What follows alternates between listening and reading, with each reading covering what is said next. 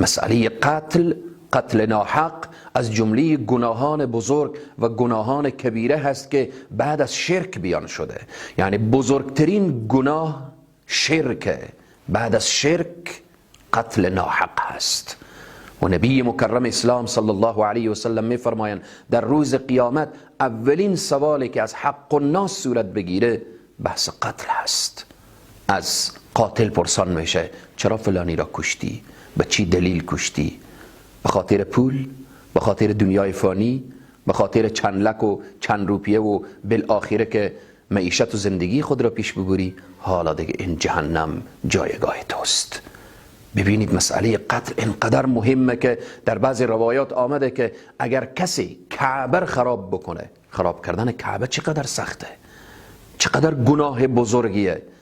اگر کسی کعبه خراب بکنه قهر پروردگار به جوش می آید، غضب پروردگار به وجود می آید. اما بیشتر از ویرانی کعبه که غضب الله رو به وجود میاره لحظه‌ای که خون ناحق ریختانده میشه.